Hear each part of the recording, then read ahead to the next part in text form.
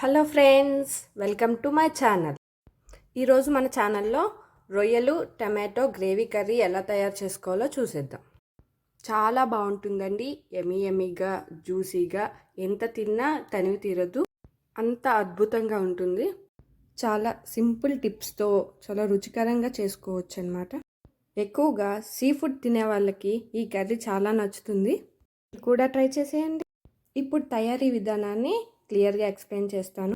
రొయ్యల్ని 2-3 సార్లు కడిగి పెట్టుకున్న తర్వాత కొంచెం పసుపు, కొంచెం సాల్ట్ వేసి బాగా కలపాలండి. అప్పుడు అందులో ఉన్న నీచు వాసన మొత్తం పోతుంది.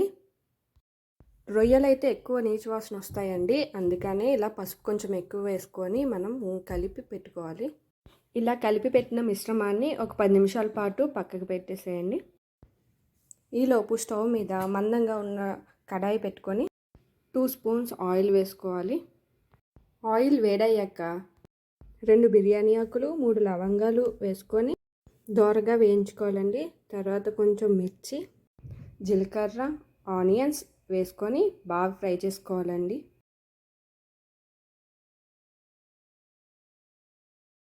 ఆనియన్స్ని ఇలా చిన్న చిన్న ముక్కలుగా తరిగి వేసుకోవాలండి. ఇట్లా చిన్న చిన్న ముక్కలుగా నచ్చకపోతే మీరు మిక్సీలో వేసుకొని గ్రైండ్ చేసుకొని వేసుకోవచ్చు.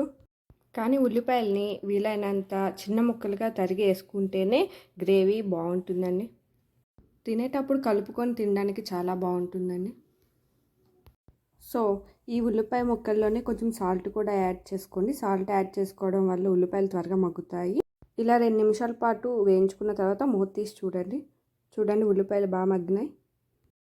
ఇలా మగ్గుతున్న ఆనియన్స్లోనే అల్లం వెల్లుల్లి పేస్ట్ వేసేయండి. మంచిగా అప్పటికప్పుడు గ్రైండ్ చేసుకున్న అల్లం వెల్లుల్లి పేస్ట్ వేస్తే టేస్ట్ చాలా బాగుంటుందండి, మంచి ఫ్లేవర్ వస్తుంది. అదేవిధంగా ఇక్కడే కొంచెం కొత్తిమీర, కరివేపాకు యాడ్ చేసుకోవాలి.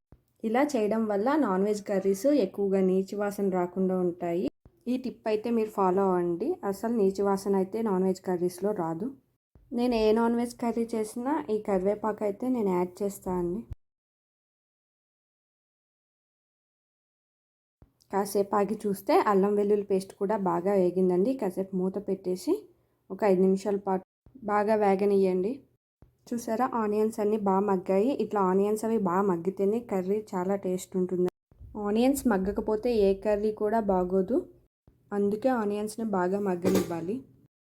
ఈ విధంగా మగ్గిన ఆనియన్స్లో ప్రాన్స్ యాడ్ చేసేసుకోవాలండి. ఇప్పుడు ఈ ప్రాన్స్ని మాత్రమే వేయండి. దాంట్లో ఉండే వాటర్ మాత్రం అస్సలు యాడ్ చేయొద్దు. అవి యాడ్ చేస్తే నీచు వాసన వచ్చేస్తుంది కర్రీ. అదేవిధంగా ఈ ప్రాన్స్ కర్రీ చేసినప్పుడు ముఖ్యంగా వుడెన్ స్పూనే వాడండి. ఎందుకంటే ప్రాన్స్ని ఎక్కువ కదుపుతూ ఉంటాం కదా, అవి ముక్కలు అవ్వకుండా ఉంటాయి. ఈ విధంగా మూత పెట్టి ఒక 5 నిమిషాలు మగ్గనియండి. ఈ విధంగా మగ్గిన తర్వాత కొంచెం చిల్లీ పౌడర్ యాడ్ చేయాలి.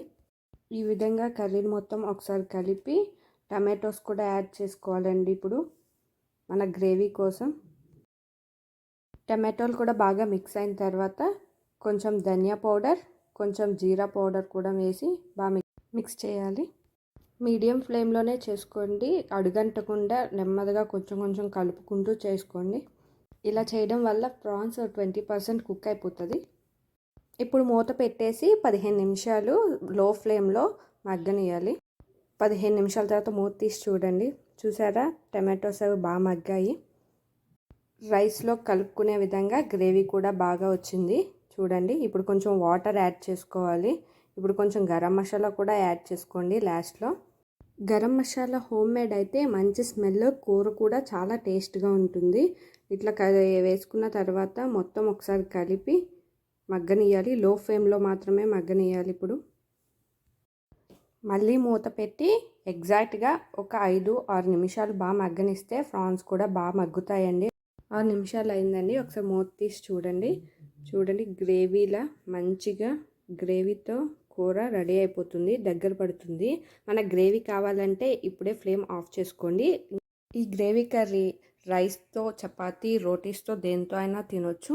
ఇప్పుడు లాస్ట్లో కొంచెం కొత్తిమీర చల్లుకొని ఒకసారి మళ్ళీ బాగా మిక్స్ చేసుకొని ఫ్లేమ్ అయితే ఆఫ్ చేసుకోండి. ఇప్పుడు వేడివేడి అన్నంలో ఇది సర్వ్ చేసుకొని తినండి. ప్రాన్స్ కర్రీ ఇష్టం లేని వాళ్ళు కూడా ఎంతో ఇష్టంగా టేస్టీగా ఉంటుంది, తింటారు.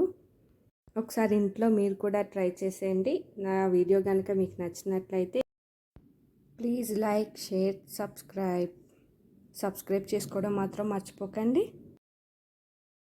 ఇంట్లో ఉన్న పిల్లలు, పెద్దలు చాలా ఇష్టంగా తింటారు. మనం ఎక్కువ స్పైసీ వేయలేదు కాబట్టి పిల్లలు కూడా చాలా ఇష్టంగా తింటారు. మీరు ఇంట్లో కూడా ట్రై చేసి నాకు కామెంట్ చేసి పెట్టండి.